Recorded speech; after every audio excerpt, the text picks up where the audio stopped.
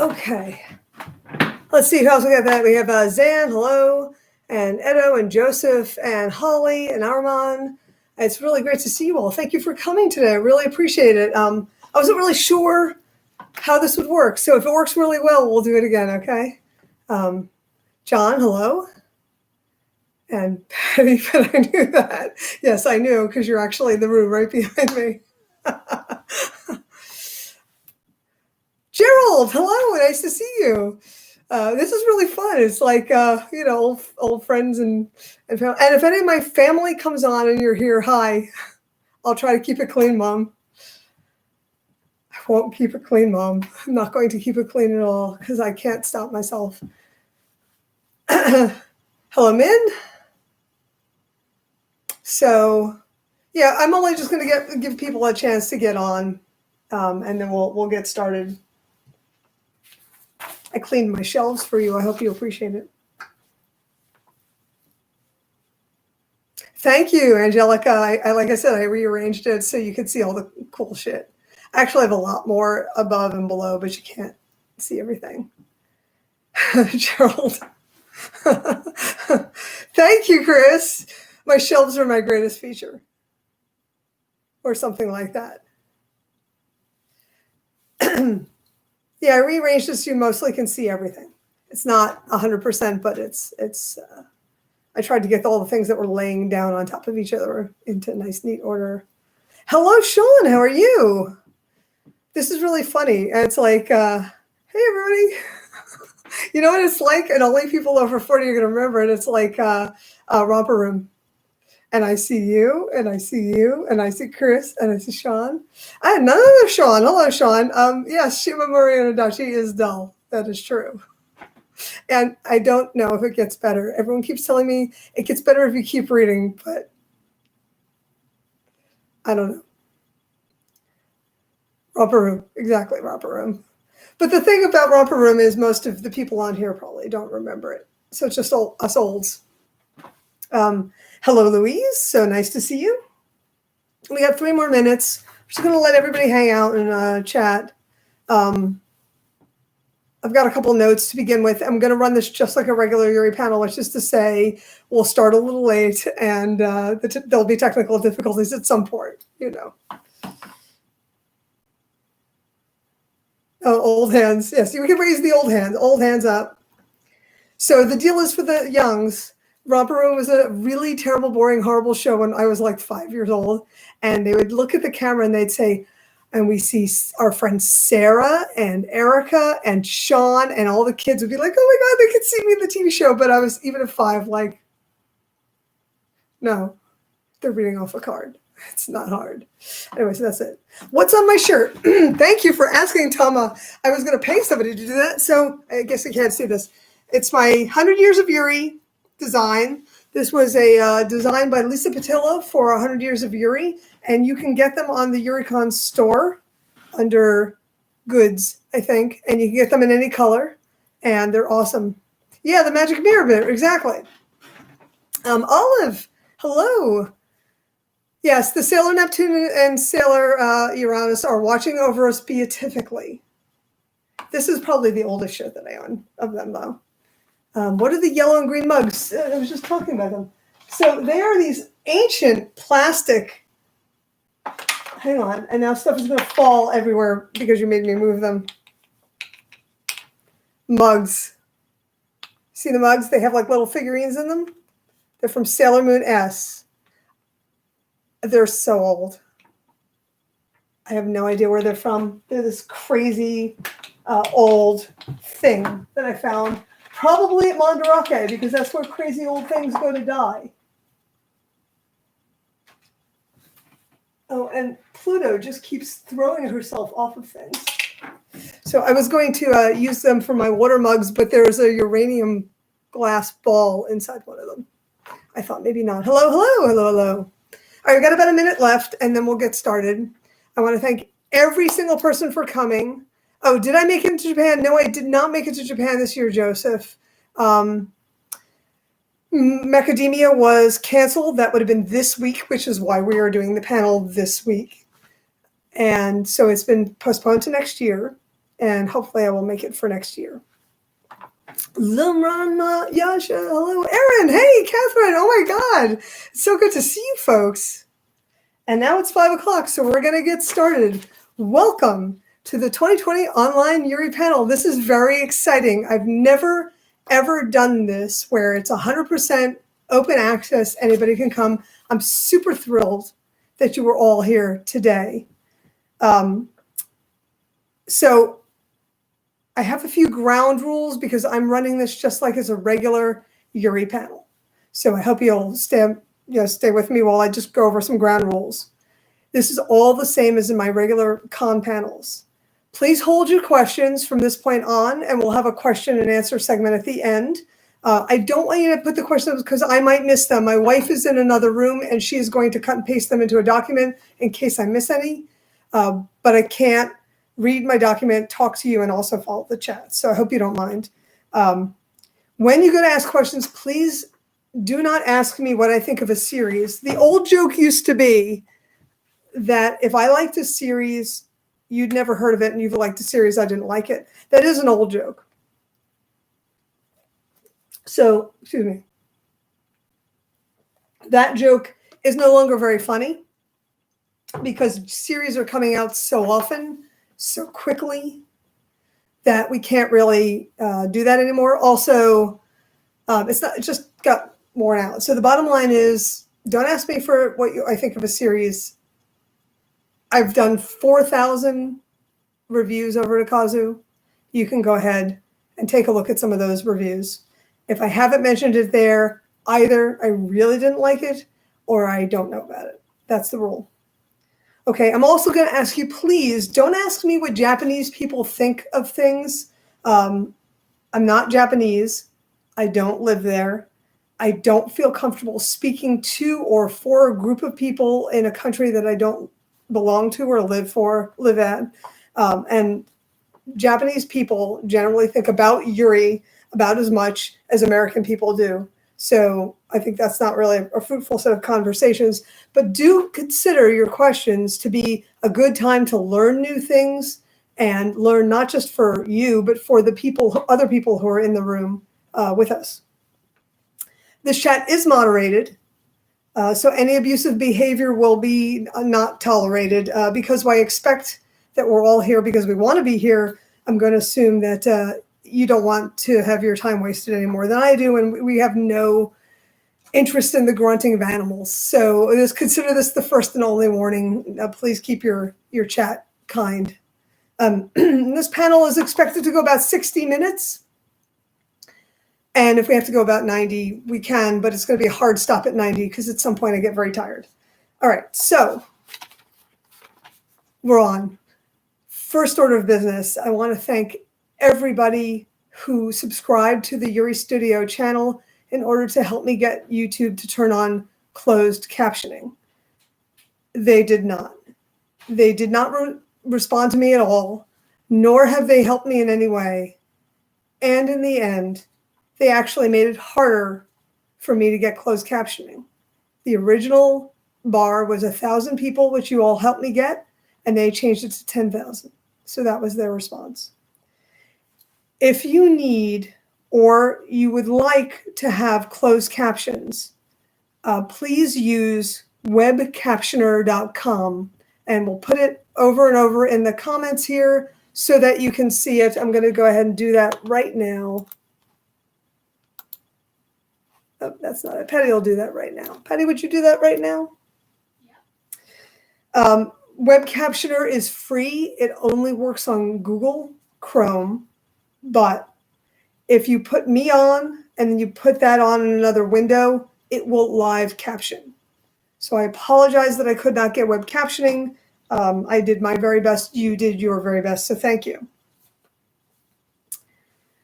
All the titles that I mentioned today will go in the notes after this is recorded and we're done, when I post it afterwards. So you don't have to drive yourself crazy taking notes. And I'll post a full list, of course, of all the titles on Okazu. I want to thank all of my Okazu patrons. You've made a tremendous difference to all of the work we're doing on Okazu. Because of you, we can pay guest reviewers. Because of you, I can do interviews. I can go to events when we have events. We get to support queer artists around the world. And you make it possible for me to do things like this. So thank you. And you also make it possible for me to get a new chair because this chair is terrible and I need a new chair. Before we start, I just want to say I'm going to have a couple of topics that I'm going to start with, and then I'll open up the floor to questions. So right now I want to start with the state of the Yuri state. Right now, Yuri is incredibly healthy. I can't get over how healthy it is. A lot of art comes from pain, and a lot of art comes from things that are not being said or shown or done. And right now, Yuri is doing and saying and showing a lot. So more and more Yuri is being made to fill in more and more of the holes that are being left over. I'm very, very impressed with the state of Yuri in both the United States and in Japan. So let me go over some of the things that I want to tell you about today.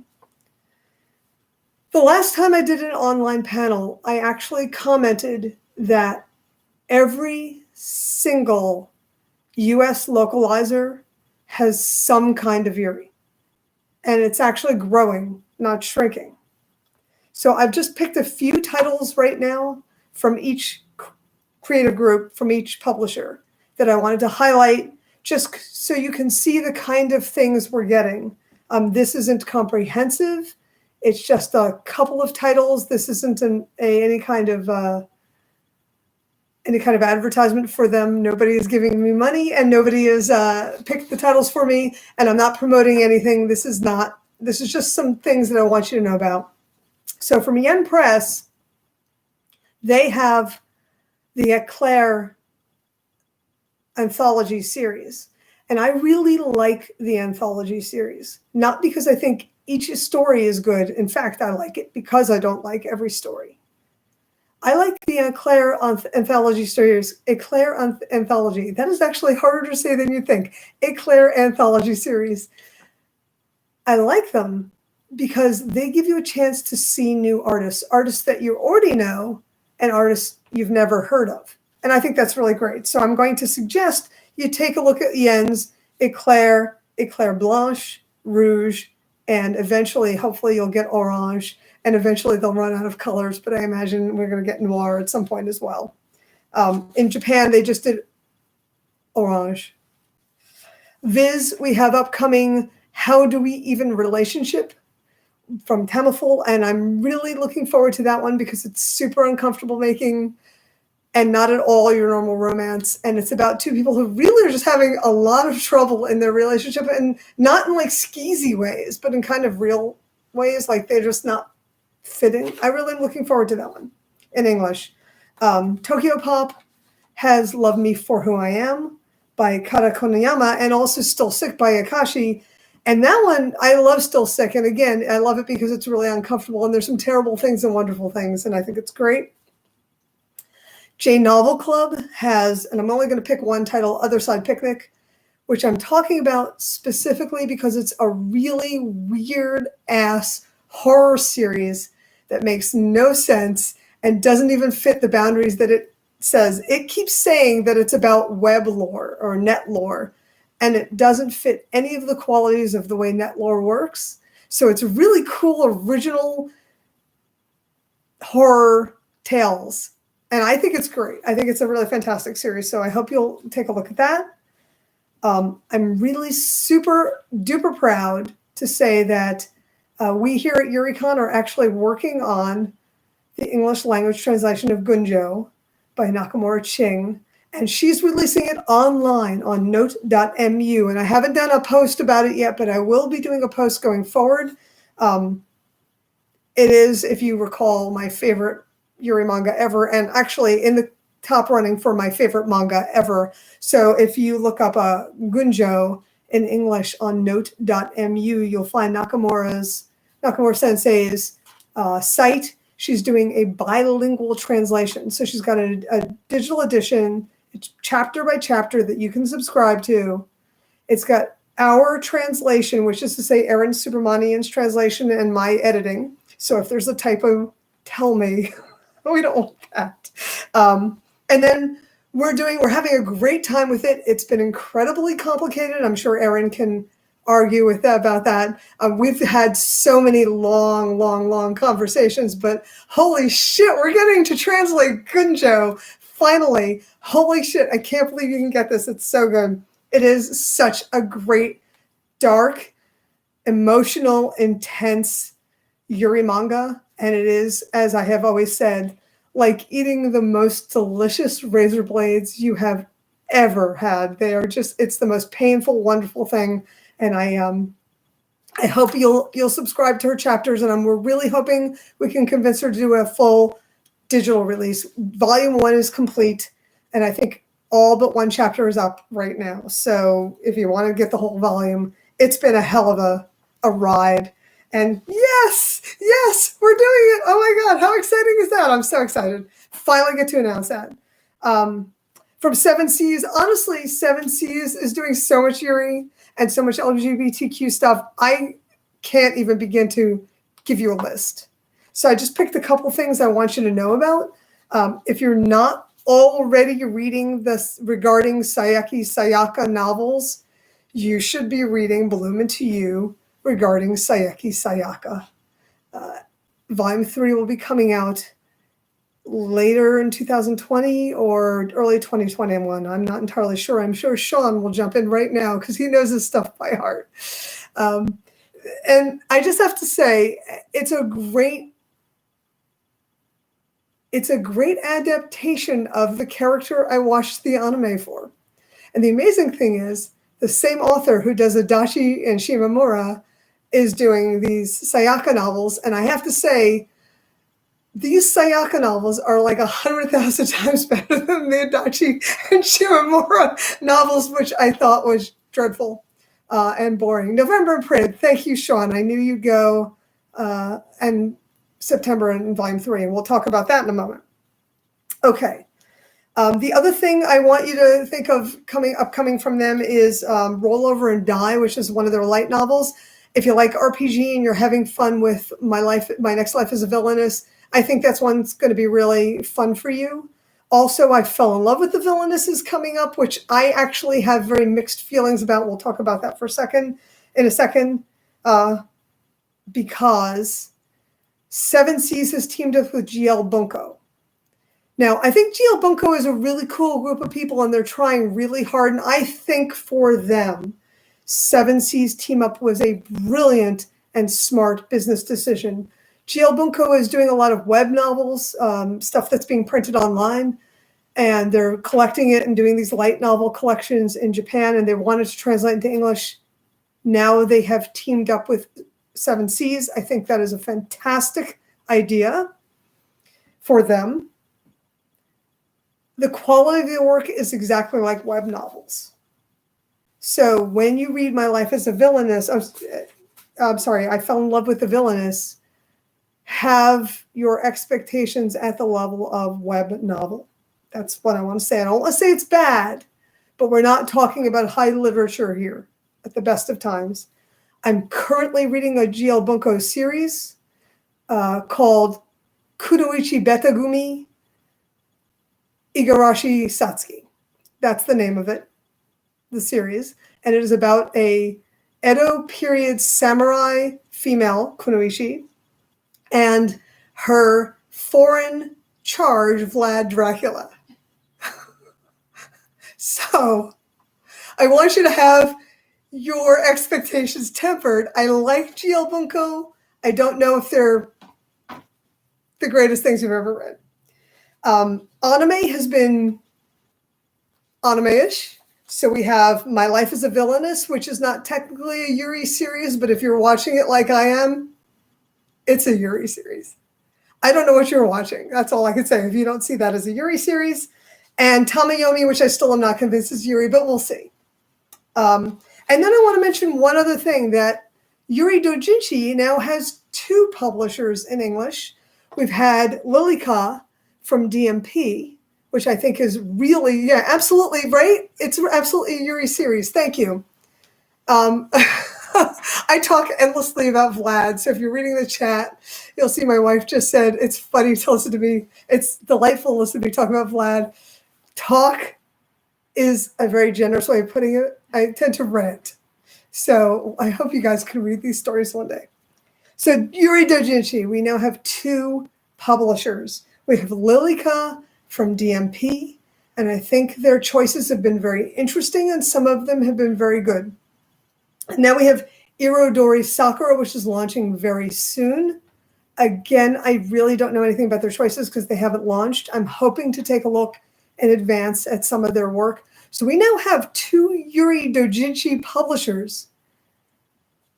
Get on there, talk to them, tell them what you want to see. They want to sell doujinshi. So if you say, hey, you want to see this, they will look into it. And I think that's really a great thing. So I think that the industry has never honestly looked healthier. So that's really good. I also want to say, as a coda, queer genre fiction is through the roof. I've never seen so much queer genre fiction. I have never seen so much amazing science fiction and horror and fantasy. So much great stuff out there. So if you're not reading outside comic books, start reading outside comic books and start with Tamsin Muir's Gideon the Ninth. I reviewed it last year, or end of last year, and it was one of the most amazing books I've ever read. I literally refinished it last night because Harrow the Ninth is coming out in August. And I can't express to you how amazing these books are. So if you like fantasy or science fiction or goth or punk or really, really vulgar mouth, like, lesbian characters who are just really horrible to each other, if you like rivals who fall in love, if you like hateful, horrible people who turn out to be amazing, if you like amazing people who turn out to be hateful, this series has got all of that. It's holy shit, that's amazing. So you have to read that book.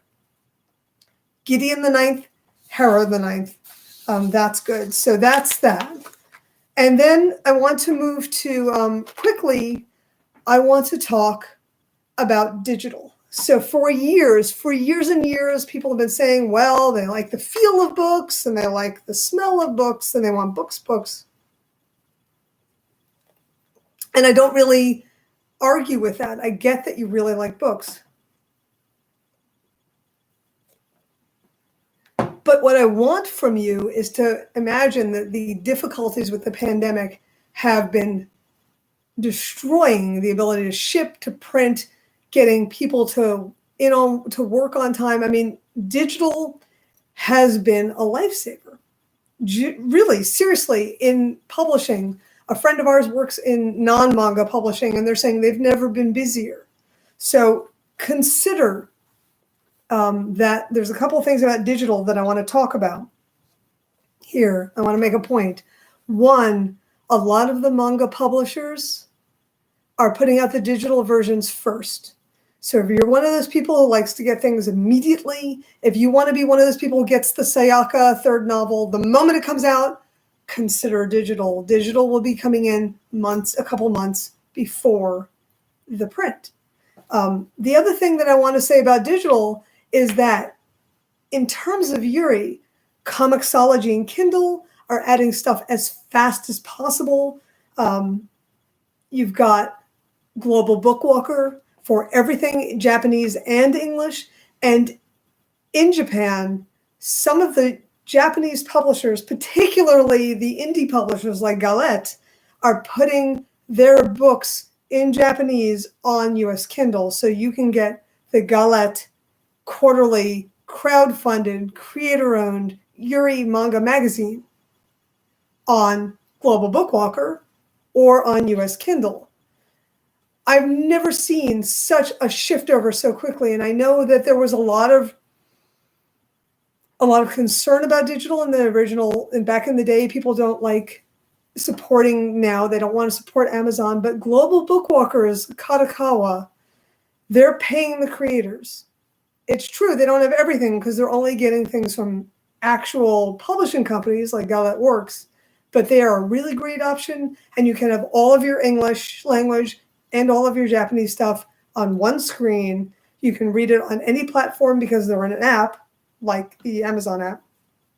So you've got so many options. You've got so much out there coming out so quickly from so many publishers in so many formats that while I totally understand that you may still be thinking you prefer a book, no one is stopping you from getting the book, but I'm going to be getting Sayaka on digital and in print because I really, really, really, really want to read the third volume in English because I've read it in Japanese and it's great. So I hope you're as excited about that as I am. And I want to say the digital has really blown open doors and not closed any. So I think that's really fantastic.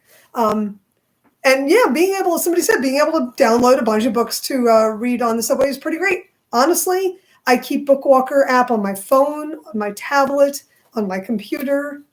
I'm sitting in my doctor's parking lot and I'm reading Comic Yuri Hime for May because I'm behind. There's so much to read on digital. I'm actually behind on reading. Okay, so in Japan, we're now going to have to talk a little bit about the pandemic here. Shipping is a thing. I don't know how many of you people knew this. I just called you all you people. I don't know how many of you folks know this, but a lot of the shipping outside DHL and Amazon is done through commercial airlines. So when the commercial flights stopped to Japan or have gone very slow, commercial airlines and therefore regular air shipping has come to a crawl. And I don't know how many of you knew that because you're used to Amazon and DHL that have their own planes. Those things still have their own planes and they're still shipping. But if you're trying to get something from Melon Books, for instance, which I am, in fact, waiting for a shipment from, they used to use they used to use commercial air, and that meant that they had to slow down. They've added DHL now. So if you're getting stuff from Japan, from smaller companies, from doujinshi groups, from whatever, you might find that a lot of them aren't shipping anymore. And that's not because of any kind of legal issue. It's not because they don't want the planes landing. You know, I'm not a big fan of paranoia. It's because commercial flights have slowed down to the point where shipping is really slow. And I just wanted to let you know about that. That said, DHL and Amazon still are shipping, and so you can still get stuff done that way. Things like crowd-funded groups and individual publishers are still trying to figure out what they're doing. So Galette just posted an announcement that they have figured out what they are doing about print issues going forward. So they're doing okay. They just had to figure it out. They are pretty sure that 14, which had a very limited shipment, they're pretty sure they're going to be able to do 15 through Amazon, through all their other online systems. So that will go out outside Japan as well as inside Japan. So that's a good thing. And before I wrap this part up, I just want to say that some of the Yuri coming out of Japan, honestly, is really good. And I want to pick two titles and tell you why I think they personally are really important. I've been reviewing them both. Teiji ni Agera Tada by Inui Ayu and Tsuki to Supin by Akagata Yu. And again, I'll put these names in the titles, in the notes. Inui Ayu, her book is really interesting for two reasons. One of them is that she is also doing a autobiographical comic in Comic Yuri Hime. So she is a adult life shakaijin Yuri creator who also has an autobiographical as a person living with another woman story in Comic Yuri Hime. Those two things combined are really very interesting. But when you consider adding it with Tsuki Totsupin, that is two adult life Yuri manga from Shodensha, which is well-known as a josei publisher. And that's the one kind of Yuri we haven't had a lot of. even a lot of the Shakaijin stuff has come out from Kadokawa. It's like Comic Yuri Hime. It's not for anybody. It's not running in anything. It's itself. Like Éclair isn't running in a kids magazine or an adult magazine. It's just an anthology. These two things are running in Manga Jam and Feel, and these are comics where the audience is presumed to be adult women. And then you have Comic Yuri Hime's comic by Inui Ayu. And Inui Sensei is writing about her real life as a person whose partner is a woman in Comic Yuri Hime. And you know, the one thing I've said for years about Yuri is that there's no lesbians in it. Well, now we're getting a little creep of lesbians in our Yuri, which is really, really amazing and really wonderful. So I think that's an extraordinary thing. So I have one last thing, and then I'll open up the questions. Yeah, I do too, Sheila. I agree. I think it's a great, great story. It's charming. I just read volume 3, and I'll be reviewing it shortly. One last thing that I want to talk about is,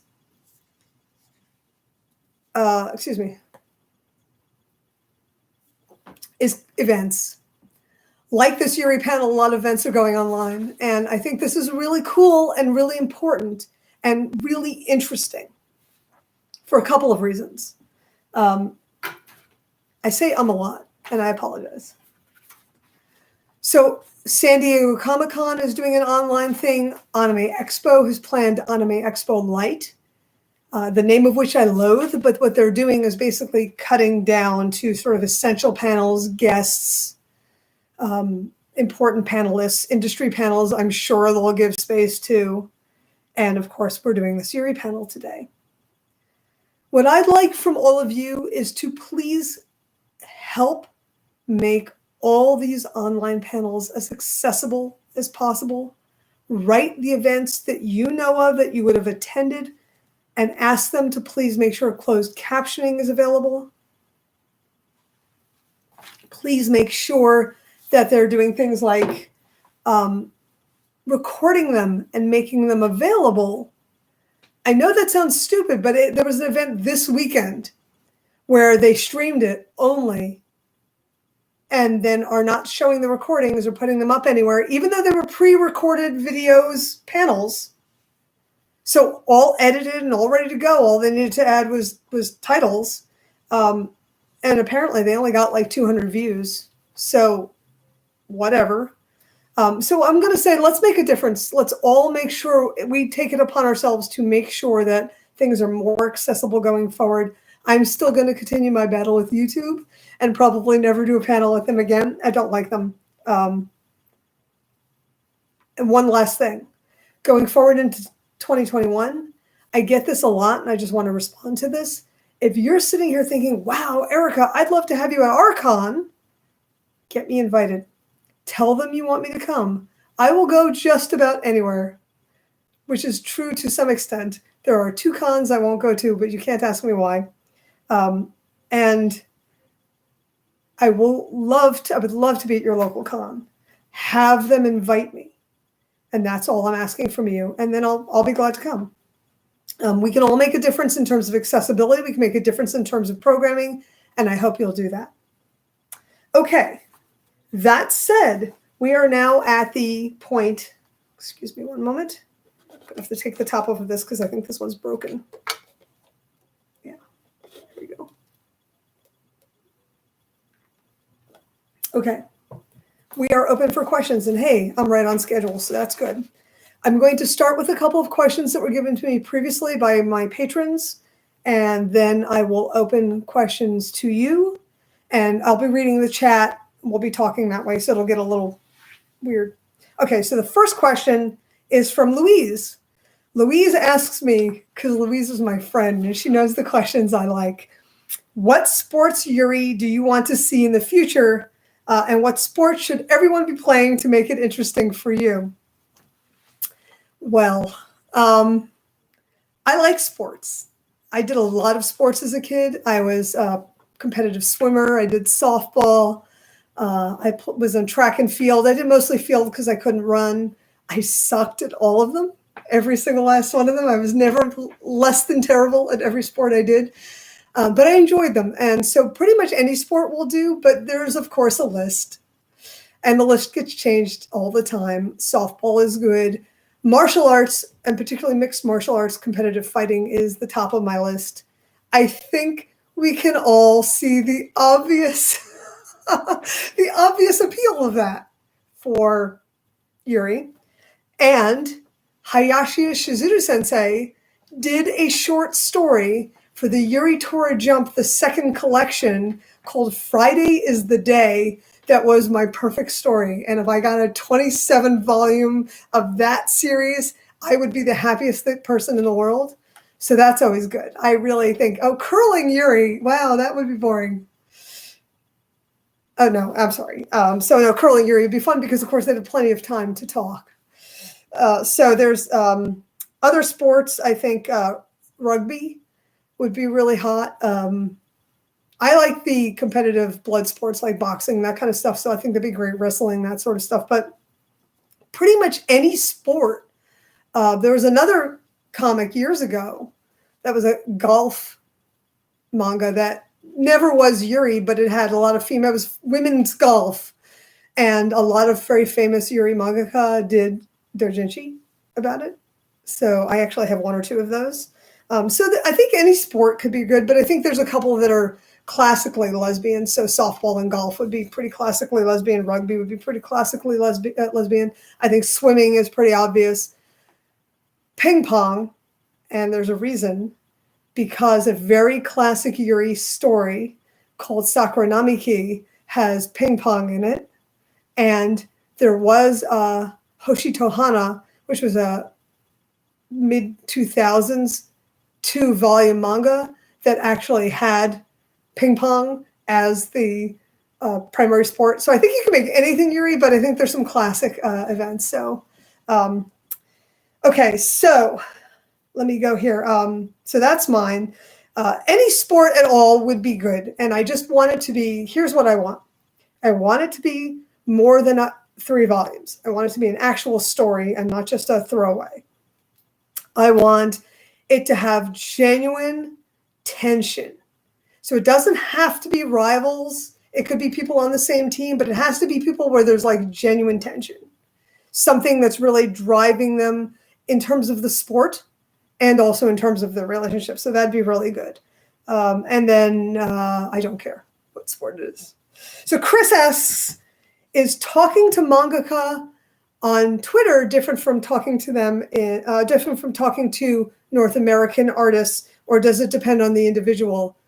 Honestly, I can't answer that way because talking to people on Twitter is awesome. I love Twitter. Yes, I know that the existential issues and the business issues with Twitter are just enormous, but my feed is so cultivated. I've got so many great artists on it. Everyone's really super cool. And the Yuri mangaka are just fantastic. They're just forthcoming and friendly on Twitter. If they're there because they want to be there, right? Very few people are there because they have to be. And so if you can talk to folks in Japanese, of course, it makes them happy. A lot of them talk back to me in English. And honestly, that's my favorite way to communicate with Japanese people. Me with my not perfect Japanese typed, and them with their not perfect English in typed form. I think we're all very comfortable that way, and I really like it. So I think it's really easy. I think North American artists are also super. I just think comics and manga Twitter are just the greatest places. They're just fantastic. It's just all about keeping your feed really, really tight. Everyone is an asshole, just gets blocked. No question, no warning, no nothing. I kind of feel that way about everything. There, Catherine's saying that rugby. Yeah, no, rugby and softball. Come on, it's all lesbians. If you are a non-lesbian playing rugby right now, a woman, you're in a minority. So I absolutely. We have a local rugby team called the Morris Pride, and it's because of Morristown, not because of lesbian stuff. But I think it's a pretty great name. I'm just happy with that. So that's that question. I think it definitely depends on the individual, but I think most people on Twitter want to be on Twitter. Okay. One more question, And that's it. Then I'll wrap this up and you guys can talk. We get this question a lot. And I found it on Okazu and I wanted to talk about it a little bit. The question is very generally, a lot of Yuri is said to have themes of purity and innocence. And I want to real quick talk about why that is. And I need to get my note back now that I put it away. So let's talk about platonic love versus erotic love versus agape. And I know you didn't expect to have a Greek lesson, but this is kind of the way it is here in Yuri-Con Central where we actually talk about this. So there's a reason why the lily represents Yuri. Excuse me. Yuri is the lily flower, and the lily, in Victorian language of flowers, among many other meanings, is purity. And why is it purity? It's purity because women have no sex drive. So their love is pure, like the love of a nun for Jesus. It's agape. It's perfect. It has no attention to the body. So there's this sense that love among women is not physical. It's not sexual. It's not sensual. On the other hand, the very same people who obsess about that kind of thing seem to make a lot of porn doujinshi, which means that what you have then is this idea that lesbian sex is pornographic. So you have this weird dichotomy. It's sort of the virgin and the whore thing, right? It's almost exactly that. The lily is Mary, and also the lily is lesbian pornography.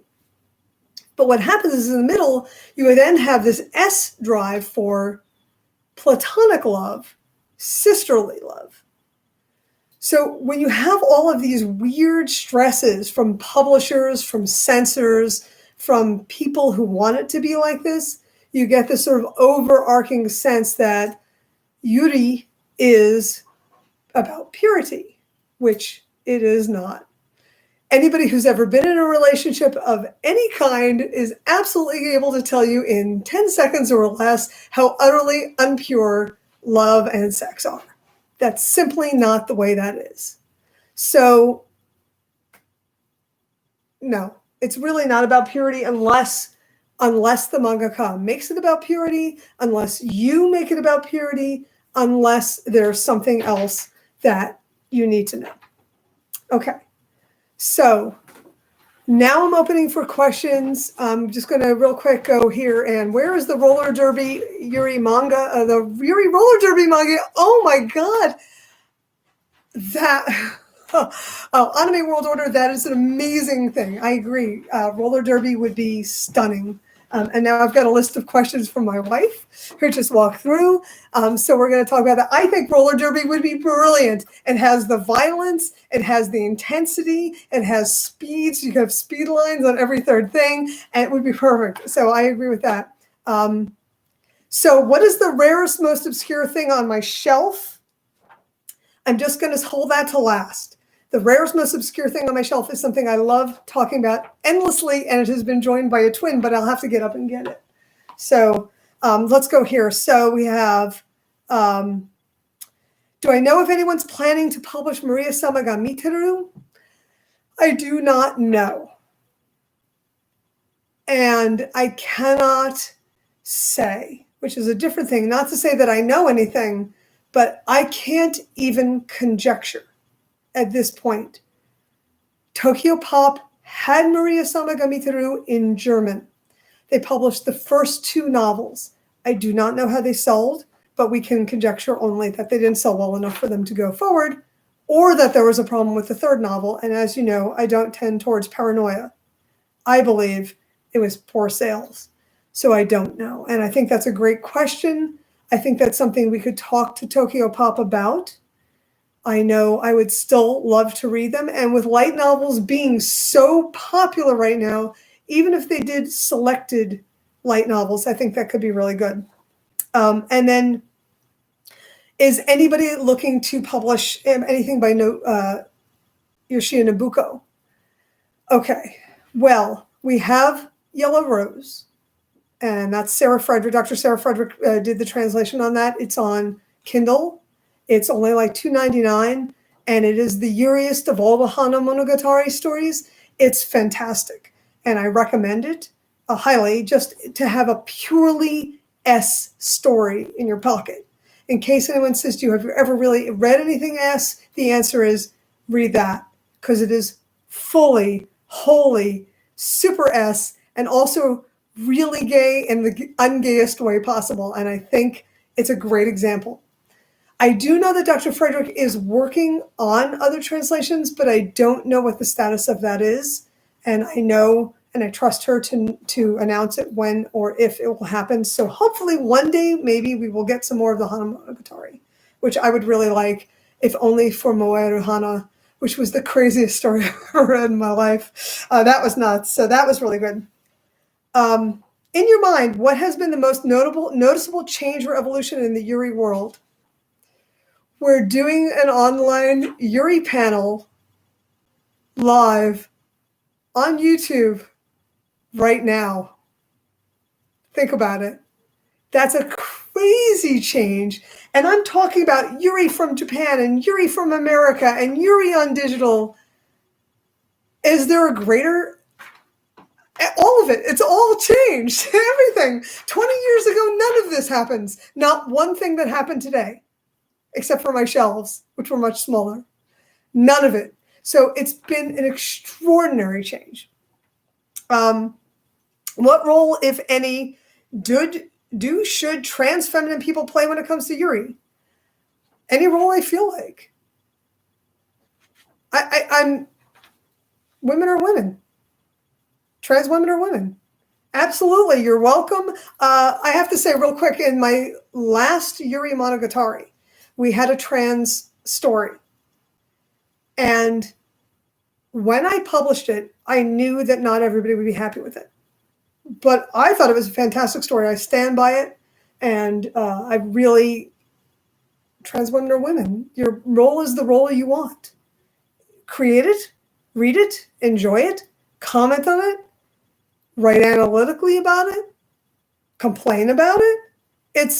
You're one of us. You are us. We are you. It's all we're all together in this. This is Yuri fandom Yuri is for whomever likes it. The end. And I hope that answers that. But if you want a different clarification, talk to me afterwards and we'll talk. Sheila didn't know about that particular Yuri story. So let me just real quick. One of the things that happened in the past 10 years is that Ultra Jump magazine, which is the older, creepier brother of Shonen Jump magazine, they published 2 volumes, Yuri Tora Jump. Now, the name is a joke, and it's a terrible, awful, stupid joke. Excuse me. Hang on one second. The joke is that Ultra Jump is Ultra Jump, Ultora Jump. And so they decided to Yuri Tora Jump. And it doesn't work in Japanese, and it doesn't work in English. So the funny thing was, as soon as they published it, everyone was like, that's the worst name ever. And it is. It's a terrible, awful name. So they did it anyway. And so there's 2 volumes. It's on Global Bookwalker, Yuri Tora Jump. And if you don't know how to find it, you can go to the Yuricon shop on our digital page. There's a category for digital and Yuri Tora Jump. So people were showing pictures of lilies and tigers, and it was all terrible, and nobody thought it worked, and it was great.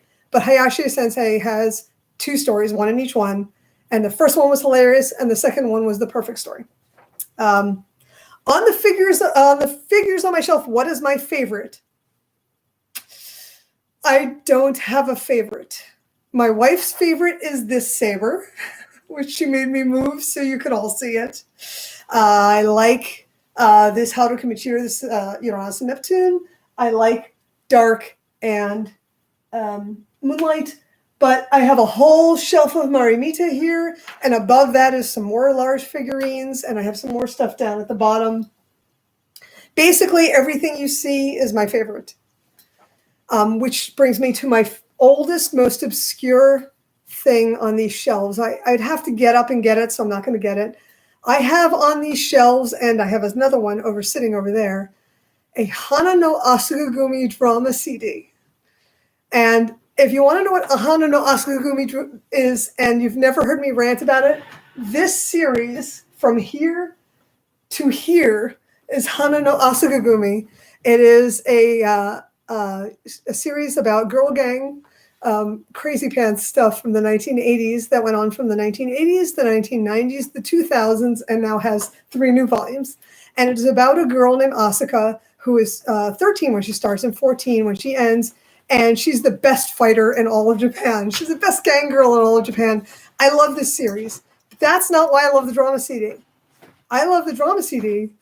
Oh, Patty's bringing me the other one. Here's the other one. This is the new one. This is the one I just got. Thank you, James Walker. This is the second one. Oh, sorry, this is the first one. So the one that I love best is the second one. Ogata Megumi plays Asuka. That's why. So it's this really obscure drama CD from a really obscure series of really obscure nonsense, and it's voiced by some of the best voice actors you'll ever hear. So it's my absolute favorite. So that's my favorite thing. Are there any fiction genres you haven't seen a lot, or any Yuri stories and would like to? I might be out of the loop, but I dive for gangster Yuri in English. Yeah, I like gangster Yuri. I like gang girl Yuri, as you may guess. Because what you see is this entire shelf is gang girl stuff. This is Yaji Kitagaku and Dochuki and Hana no Asugumi, and also and down a shelf is Skebandeka. So I kind of like girl gang. That would be really great. I'd really like to see more sci-fi, which we're getting. We're getting now sci-fi. Hayakawa Publishing has partnered with J Novel Club, and we have Otherside Picnic and a few of the Miyazawa Iori stories. Those are all sci-fi. We're getting some horror stuff, which is really good. Even if I don't like it, I'm really happy to see it. What we don't yet have is fantasy Yuri, in the sense of like high fantasy. We had Isekai fantasy anthology from Ichijinsa, which absolutely 100% failed to do anything interesting. I was so disappointed. The story I would like is Hayashi Shizuru Sensei to do one of the joke stories she did in her first Yuri Tora Jump short story, which is Shiritsu Amazoness, which is private school Amazoness. Shiritsu Amazoness Gakuen. And it is literally a high fantasy fighting private girls' school. Could it be better? That would be the perfect story. I would never need to read another story as long as I live by one of my favorite artists. It would be perfect. So that's that. And the roller derby. So I'm just going to do a couple of things. Which pre-Sailor Moon and post-Yoshi Nabucco title is highest on your license wish list? Gosh, that's a damn good question, Catherine. What would be on my wish list? Otome no Minato, which is not a light novel, it's a novel series, would be on my wish list. I can't think of too many. Oh, Power Snow Ken would be on my wish list. And of course, more than anything would be Brain Goes Fart is the first Yuri manga. Let me get it here, if I have it here. Here we go. Let me just pull it off as I knock things over. This is part of the course. I always knock stuff over. Shiroi Hanafatari. That's probably my big wish list thing. So there's that. Okay. So I'm just going to read some comments that I can't say. I'm shocked the isekai thing. It wasn't that the isekai wasn't good. Is that they literally did every trope over again. Nothing else. Absolutely nothing was done. it was literally truck-kun, person is reincarnated as a cat girl. The end. It was all the boring things all at once. Power Snow Ken, right? I think that'd be Power Snow Ken. I think is really important, especially for the girl prince thing. We have a continuity that's missing some stuff. So we have Sailor Moon, obviously, but we really need to. We have Rosa Versailles now. Yahoo! We have Rosa Versailles. We have Sailor Moon, but we don't have Power Snow Ken and Shiroi Heian no Futari, and we need to have those. We have Utena, and I want to get all of the continuity on the girl prince thing, so that you could see what happened in between Oscar and Utena, or Oscar and Haruka and Utena. So that's good. Let's see what else we have here. I'm just reading some comments here. Let's see. Power Snow Ken, Shiroi and Futari. Okay, so here we go. Oh, She-Ra finale. Somebody asked me about the She-Ra finale. I thought it was great. I honestly thought it was really good. I thought it did what it needed to do. What I think I'm like most fans of that, I would have loved to have seen a new princess ball at the end of that as a coda. So we could have seen that all worked out, where everyone wasn't being their worst selves, where they were just being their best selves and they all liked each other. And we all want Ketra in the suit again, because of course we want Ketra in the suit again. I thought it was a really good series. I thought it did what it was supposed to do. I thought it did it the way it was supposed to do it. I wanted to see more of it at the end. Like Korra, we want more. So if they do comics of She-Ra, I'll probably pick them up. And my wife and I just we watched Avatar for the first time. I'd seen bits, but I never watched it all the way through. We immediately watched Korra, and now we're watching She-Ra. And we did the Princess Ball last night, and she wants to watch it again today. So I think She-Ra did a really, really good job. I think that was excellent.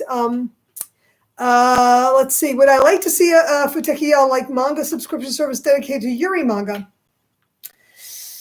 No, but that's not how I read. So not for me, but yes. So I would recommend talking to both Lelika and Irodori Sakura and seeing what they could set up.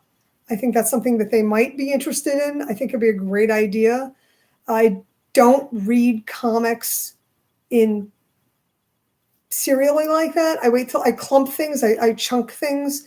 So for me, it would be wasted. Crunchyroll, I have Crunchyroll. Obviously, I have a bunch of subscriptions, and really they're for my wife. I almost never sit down and watch things as they come out, except for My Next Life is a Villainess, which, yes, I watch as it comes out. So there's that. I'm just trying to see if anybody else has got something cool. Patty posted one for me. I haven't seen it yet. Let's see. CC. Oh, here we go. How do I feel about Vlad Love and others? I pick up that there's been a recent shift towards more sci-fi and fantasy. Yes, sci-fi and horror specifically. Anime is always, and not to be rude, but it's always kind of lowest common denominator. And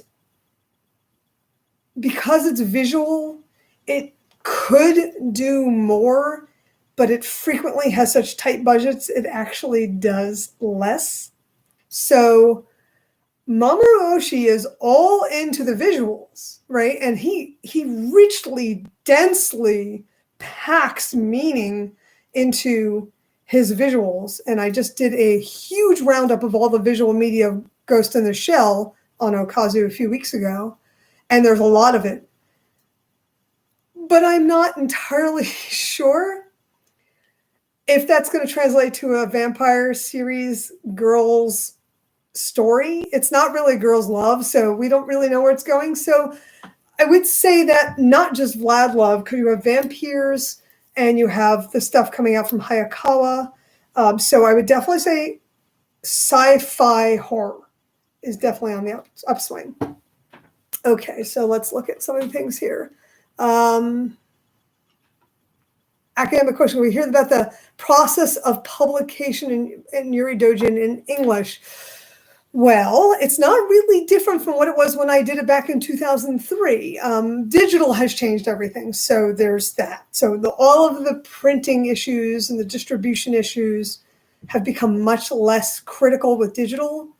But basically, the story is with doujinshi, you as a representative of a company go up to a person who's doing a really cool doujinshi and you say, we would like to publish you in English. And then you're negotiating with that person directly, which I know for a fact that's what Lilica does. I don't know how Irodori does, but Lilica definitely talks to people directly. And interestingly, some of the doujinshi I like best at the last committee I went to are some of the earliest ones they licensed. So you just walk up and you say, I want to license this, but then you have to be able to prove that you can license it and distribute it and have the audience for it, because otherwise you're just jerking their chains. So that's pretty much the technicals right there. Let's see. The other day on the show, I was talking about Sayaka might be one of the most compelling characters in Yuri. Who else do I think fits into the category of compelling? That's a tremendous question. I'm not really sure how to answer that. Who is a compelling bad guy? I said that. There you go. I said my answer, right? Bad guys. I really love and adore Hibari-sama from Hana no Asagakumi. Primarily because as a bad guy, she makes no sense at all. And you could really plumb the depths endlessly of somebody who makes no sense. And so there's that. She's probably my favorite ever of all the bad guys I've ever read. And among those, I'd probably put, for some of the same reasons, Anshi from Utena. Anshi is the engine that drives all of the Revolutionary Girl Utena versions. I think you can do anything and everything with her story. And for fanfic, fan art, just look at the versions that we got. I mean, none of it really makes sense. None of it holds together in any meaningful way, but it all is so fabulous and fascinating that you could talk about her for pretty much ever. I could probably do an hour on Anshi, so I would say that she also is right up there. Let's see. I'm amazed that years ago you uploaded AMVs for it, and now you got to work on Rose of Versailles. I know. Isn't that amazing? I'm so pleased. I'm so proud. I'm so blown away at the work Eric and Mari put into Udon's version of Rose of Versailles. I can't even express how beautiful, how gorgeous it is. We just did so very much. And then I'm so pleased to be part of that. When Eric said I could do it, I literally ran around the house screaming. That 2019, the year I got to be the editor for GUNJO and Rose of Versailles, I can die happy now. I'm beyond happy. So I didn't make any of their AMVs that are on the channel. Those are all from the old YuriCon events. So I don't know what's theirs, whatever's there. But the ROV AMV, the one is by my dear friend Kelly, and she used Your Star Now, which I think was hilarious. It's a hilarious video, and only she and I think it's funny. So there you go. Let's see what else we have there. Horror Yuri. Yuri titles published in English on the way with characters over the age 20. Huh. Wait, let me just turn that so. There we go. I don't know. I know Still Sick is still ongoing, so that's really very good. And that's ongoing even in Japan, so I don't know what's going to happen. And How Do We Relationship is coming out. I'm pulling up the files. The librarian's slow in my head. So How Do We Relationship is coming out in English. And some of the stories from the Éclair series are also characters that are over 20. So I would say keep your eye out on Yen, on Tokyopop, and on Viz. So there's that. And Holly asks, clarification on the question. I was raised and am generally perceived as a man, so it makes me feel an outsider. Would it be appropriate for people like me to appear in Yuri manga? Okay. I can't answer that, Holly. Yes, of course. But I don't know because I'm not the creator of the Yuri manga that you want to see yourself in. So what I want you to do is write, draw, film, podcast, whatever you want to see yourself. If you want to see yourself, make your own story and make it happen. No, you can't magic Kamakuri Hime to do something, but you can go ahead and you can find an artist to make the thing that you want happen. And that's what I'm going to say to you, that there's no reason for it. If you feel that you belong in a Yuri manga, I would never say no. I also can't make people want to read that, but that's true for Semel Paris, which is a Yuri manga running currently by Ogino Jun in Kamakuri Hime that I love and despise with a fiery passion, even though it's just all giant busty women beating up characters that look exactly like an Attack on Titan ripoff. So, you can't love everything, right? So would I read it? Yes. If I thought it was good, I would say so. So here's the thing about Yuri. Yuri is for everyone. And I mean it. That's that. That's what I mean. If someone says you can't like Yuri because you're a whatever, they're not right. You can like Yuri, and you can want to see yourself in Yuri if you would like Yuri. It's for you. It's comic books and cartoons. Why shouldn't you see yourself? There. It just makes sense, right? It just seems obvious. So that's the best I can give you, Holly. And, I wish you luck for making your story. And I will read it. I will look at it. I will do my best to let people know about it. Also, don't send me your stories. I don't mean that to be rude. I'm saying folks send me stuff all the time. And I'm glad to read it, but I'll only review it if I have something nice to say about it or I have something constructive to say about it. So if you send me something, I will promise a review. And if you send me something that you did from your heart and you never see it on Okazu, that just means that I didn't find something that I could say about it. But I won't review it if I didn't like it either. So, I don't want you to be paranoid, but also consider that if you didn't spend time on editing and on beta reading and really getting your facts down straight, if you're sending me something where everybody's doing the same thing that everybody's always done, you may not see it on Okazu. So don't send me stuff. So please, thank you.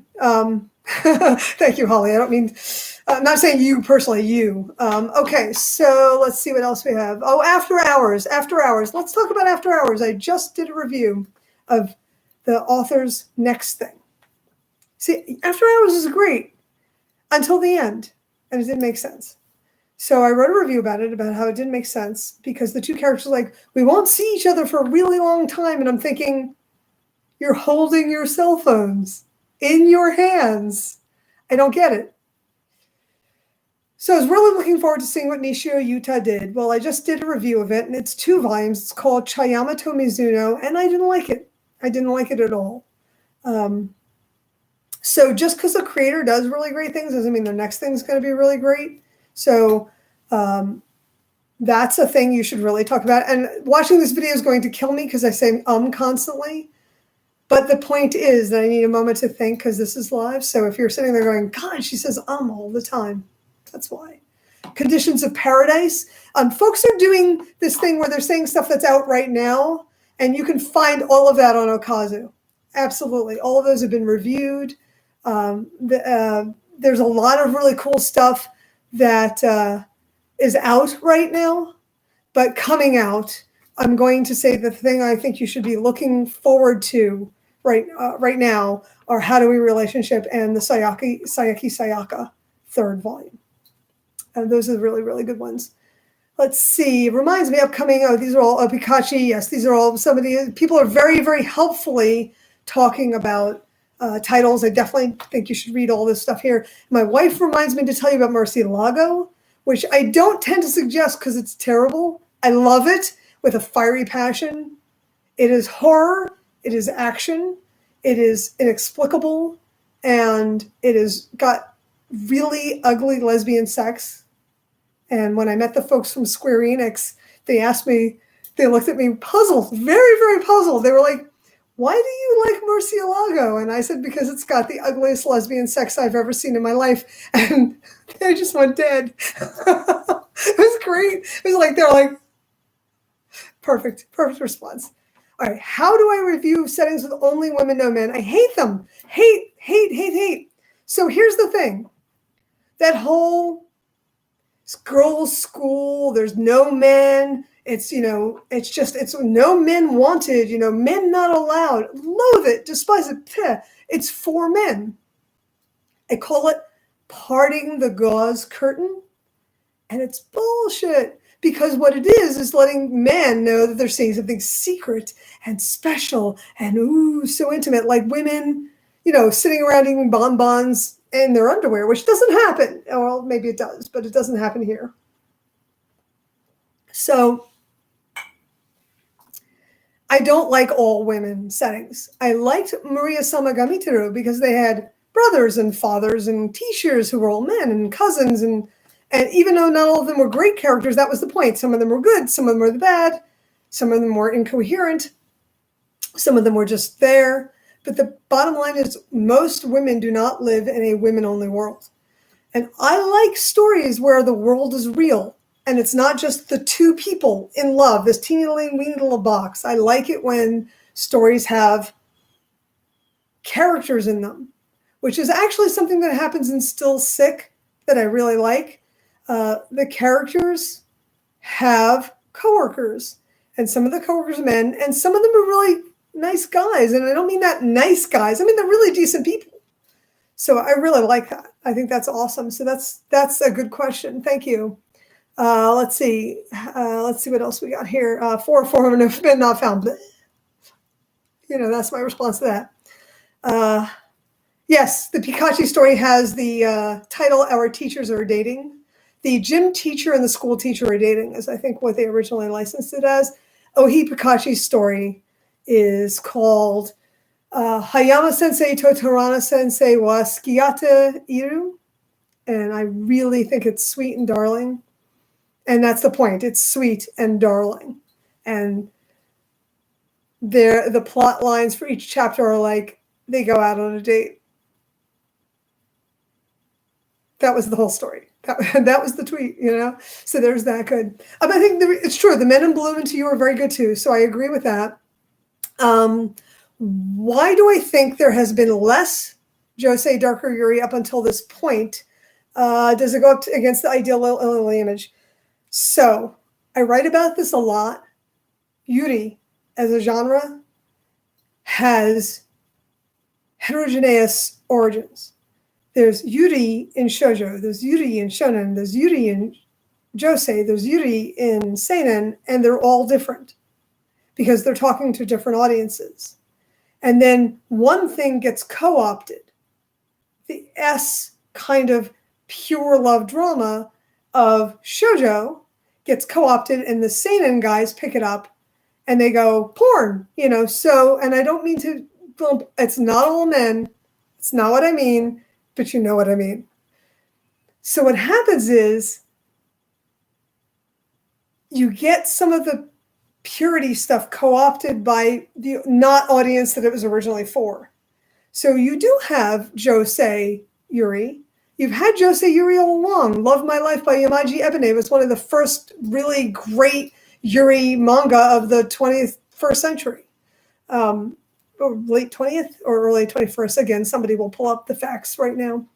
It's really a fantastic story, and it's Love My Life is about a lesbian couple, and that's what it's about, and it's a great story. And it was made into a live-action movie, which is somewhere up here. So we've had it. We've always had it.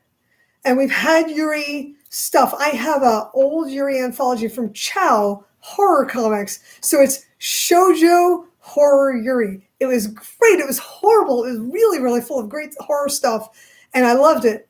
So it's just that not all of it gets over here in English. But more importantly, as Yuri becomes more popular, there's more space for variety. So as more creators are writing Yuri, as more readers are reading Yuri, as more people are asking for it, as more editors are themselves getting out of the teeny little box, oh, Yuri. Yuri is school stories, Yuri is shakaijin stories, workplace stories. The more of everything, the more of everything we'll get. You understand? So it's up to us to push those boundaries to some extent. Also, I should probably note that Pixiv has been a tremendous change in that. Let's think of Kabi Nagata's work. Nagata Sensei did an online diary about how depressed and unhappy she was, and it's changed the world in terms of comics. It's blown open queer narrative in manga form. It's blown open comic essays here in America. It's blown open first-person real-life narratives of mental health in manga. It's just changed the world, and we're getting all of it. I mean, Seven Seas has licensed the next one, My Alcoholic Escape from Reality. So things change because the audience grows, because the creators don't want to do the same thing. I think Takamiya Jin is one of my favorite creators for that. She does do school stories, and she does do adult stories, and she always tries to push the boundaries of what she's done. So her current story, which is our uncomfortable relationship, is about two people who are really admittedly terrible to each other, but it actually ends up working out, and not because it magically works out. It's not like, and they live happily ever after. It works because she makes the story work. And she always pushes the boundaries. She's got some horror stuff in Galette. She's got stuff that runs in schools that is queerer than your normal things. I would love to get on Moi no Kakaro, which is behind me over here. I'd love to get that translated because that's got a main character who's a lesbian. She's an out lesbian teenager, school student. And there's a gay guy, and that's the first chapter. And then the story happens, and the character's never less out. And she's always pushing those boundaries. I would love to see Takamiya Jin get licensed over here. I feel like her work is some of the best. Let's see what else we got here. 4 different, oh, you nailed it! Dave figured it out. Every single one of them have been different. I have 13 of them. Dave, contact me after this. I have a prize for you. Okay, so let's see what else. Transgender Yuri manga is even rarer to find. Why do I think that is? Okay, it's numbers, all right? Back in the day, people say, how come there's more yaoi than there is Yuri? And my answer always was because there are more straight women than there are gay women. And people would think about it and laugh. I'd be like, no, think about it. It's a numbers game. At the time, the people doing Yuri were mostly queer creators. This was in the US, in North America. Mostly queer creators who wanted to do something Yuri. And the Japanese people have always been kind of mixed. There's a lot of folks who are out. There are a lot of folks who are not. There are a lot of everything. But not all of them are out. There's out. I know you're out, and there's out, you know. So people be like, how come there's so little Yuri? And I'm like, there has to be an audience. ALC Publishing built the audience. And we always knew we would do this. We'd build the audience. We'd lay the foundation. Seven Seas came in and they took it and they've really run with it. And now all that work that Seven Seas has done on top of the foundation we created at ALC, we've gone and built up. And now Yuri is the thing. And Viz and Yen Press and everybody else is part of it. So it's a numbers game. Why is there not enough transgender Yuri? Because there's not enough people who are out there clamoring for transgender Yuri, but there is some, and you should look for it. Not all of the transgender stuff is Yuri, and not all of the Yuri stuff has transgender characters, but that will grow as people make those stories, as people want to see themselves, as people ask for that. So you can't write 7 Cs. I keep beating on 7 Cs, but they've got so much Yuri coming out. You can't ask 7 Cs, hey, 7 Cs, can you make more transgender Yuri? But you can ask your favorite creators, write a letter politely in Japanese, go to their blogs, and put a note saying, I love you, Yuri, can you have a transgender character? Just like that. And if you ask, they may not do it, but at least you tried. And that's really the important point. Okay, so let's see what else here. What was the way to read GUNJO in English? I will have all the notes at the bottom, but it's Nakamura Ching's site. If you go to ching.tv, Ching TV, if you go to her blog there, and Note.mu is the site that she'll have linked, go to her note and it'll be there. Note.mu does take credit cards because I've had a long, tedious, obnoxious, boring battle with them a couple of years ago to try to get it to accept American credit cards. So they do accept foreign credit cards. And I'll have all this in the notes. I'll have all of this on Okazu so you can find that later. Let's see. All right. Yes, thank you for mentioning Heart of the Woods. So Studio Lan, there's another thing, going back to the question of what has changed. Visual novels. I'm never going to be the audience for visual novels. It's not it's just a personal thing. It's not an assault. I cannot express to you how amazing Studio Lan's work is. They're pushing that technical envelope in ways that are just fantastic. They're doing great stories.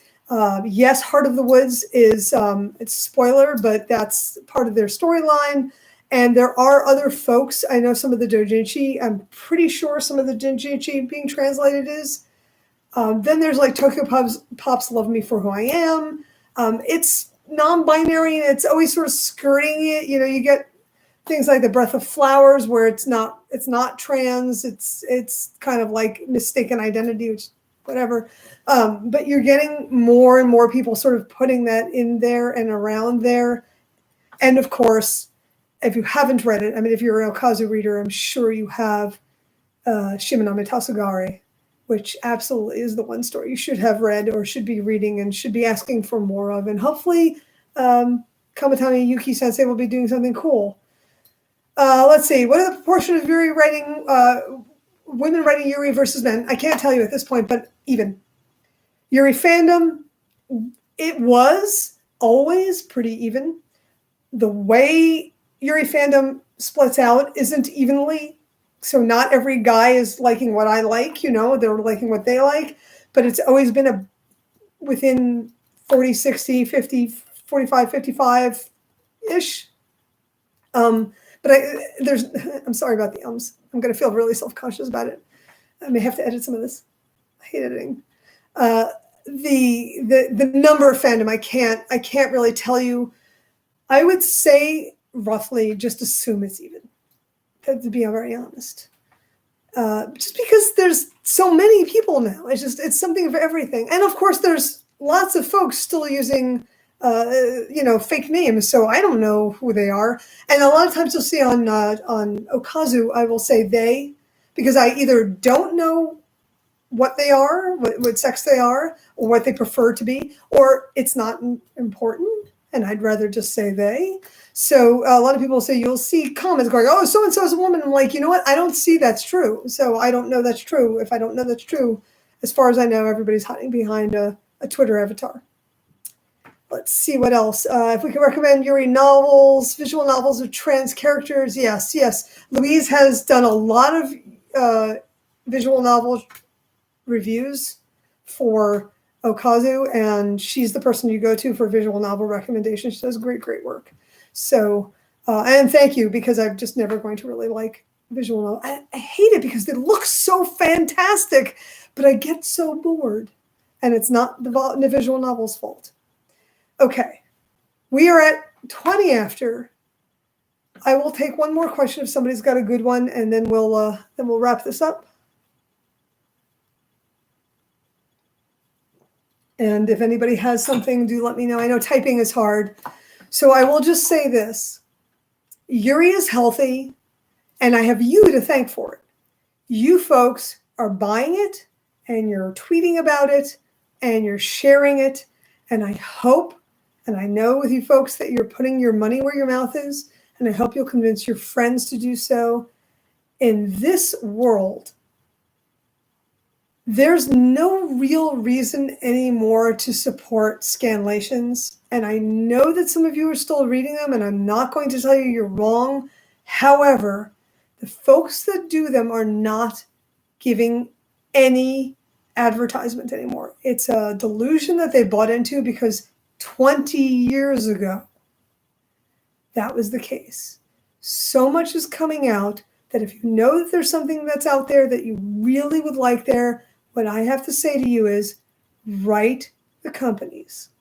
Viz Media has been so wonderful. I write them stuff and they respond to me. Look what happened with the thing with the Uranus Neptune translation with the little chart. We all said, this isn't right. Why did you do that? And they said, we made a mistake. We are fixing it. And you can't really ask for better than that. Yen Press has been really positive about putting money into Kadokawa stuff, into Shikaijin stuff.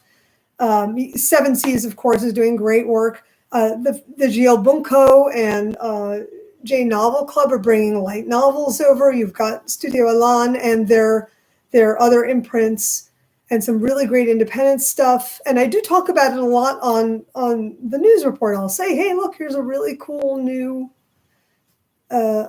visual novel. So there's so much out there. Put your money where your mouth is, and let's support the industry. And I always say that, and I know you guys do, but I was very emphatic about it because that's the way we get more. If you want more, ask for more and say, here's my money, now give me this too. That's how this works. That's the best argument you can make for yourself. Let me just go over and see if there's anything else. Yeah, so there was a comment here. I'm surprised that Love Me For Whom I Am has began as a hentai manga. You know what? That happens a lot. It's not unheard of. I started my fanfic career writing porn because most of the 15-year-old boys who were writing it had never seen a woman naked, much less had sex with one. So I wrote stuff because I could. And that's how I got to be here. I'm talking because I wrote that stuff. It's all an evolution. So don't be surprised. Okay, thank you. Thank you very much. Yes, Yahoo Group era. That's what I'm talking about back in the day. So I'm going to just say one or two more things, and then I'm going to wrap up. One, if you would like a 100-year of Yuri t-shirt, I'm going to do this kind of slow. 100-year of Yuri t-shirt. Please go to the YuriCon shop. I have all of our YuriCon designs that are on there. They're all original and special just for YuriCon. Go to the YuriCon store on YuriCon and go to the goods section. I do have random goods there too, like some of the figurines. I think the Uranus Neptune figurines are on there. So to do that. I also want to say thank you all. Obviously, this is really, really super important for you all to have been here and to have been with me all this time. And thank you all for supporting Yuri Studios. I'm still looking at my notes. Thank you all for supporting Yuri Studios. I don't know what I'm going to do with it, but maybe we'll do this again because you can't all be at every panel. And so maybe we'll do that. Okay, so I think we're totally good. Do we have any other question? One more question, and we'll have time for one more in case anybody sees anything else. Oh, that was the other thing I wanted to say. Speaking of Yahoo groups, which I know is back in the day, way back when I started the YuriCon website, I started by taking our character Yuriko, our mascot, and writing a novel about her. And then I wrote a second one, and they're both up on YuriCon. They're called Shoujo Ai ni Boken and Sayu no Ryoko, and they're both terrible Japanese titles on purpose. I'm doing a new one. I've got a sequel coming. I'm doing it very, very, very slowly, just like I did them all, but I'm doing a new one. So one day I will announce a new story, and it's also got a terrible Japanese title, so you can look out for that. So that's the other thing. And that's it. I think we're going to wrap this up. If anyone wants to hang out at this point, we're going to hard stop in a minute or so. But if you have any other questions, just jump on and ask. Otherwise, I really, really appreciate you being here with me. I can't tell you how much fun this was. And I'm just so pleased that you all showed up. I really, really am. And maybe we'll do it again. Yeah, I know I've missed Yuriko too. Actually, she lives in my head, so I don't miss her at all. I spend all the time I need with her. It's funny how often I meet an author who can talk about their characters, all the stuff outside the stories that had nothing to do with the stories, like all the backstories and stuff. Okay, then great. We're going to wrap up. I want to thank you again. Thanks for coming, and this has been a real blast. So I'm going to end stream, but you can join me on Twitter, and you can find me on the Okazu Discord, which is on the links on YuriCon, and I'll see you around. Thanks again. Really, really appreciate everybody.